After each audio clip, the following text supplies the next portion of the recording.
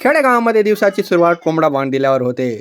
तर मी गावामध्ये सर्वे करायला निघालो. तर मला कळालं की साहेबदादा हे बाज गुंफतोय. त्याचबरोबर टाकीमधलं पाणी संपलं होतं. गावाची सैर करताना मला असं दिसलं की नजारा खूपच छान होता आणि मला वर्कआउट करण्यासारखं वातावरण पण आहे. आज मी डाएटमध्ये फक्त बनाना घेणार.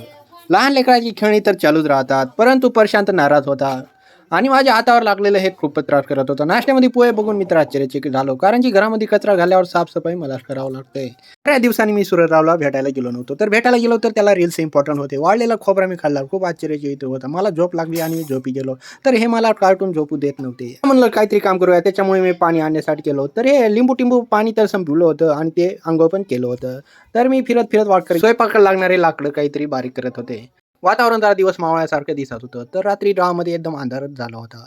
तर चुलीवरच्या भाकऱ्या खाऊन मजा झाल्या होत्या. तर मी प्रेमदादाला गप्पा-छप्पा मारत बसलो. तेवढ्यातच साहेबदादाच्या बुलबुल झाल्या होत्या. झोपायला एकदम सॉफ्ट होता आणि त्याचबरोबर मिथुनरावांनी रॉकेट आणला होता. रॉकेट एकदम वर जाऊन वाजत नव्हता. सगळे पोरं एकदम शांत होते. एकामागे एक सगळेजण फटाके वाजवत होते. व्हायला शाळा पडण्याचा धोका वाटला आणि संतोष भावांनी पण फटाके वाजविले. सुधा भाऊनी आणि दिल भाऊनी विचार केला, चला आता झोपूया. खूप वेळ झालेली आहे. Tata bye bye, good night.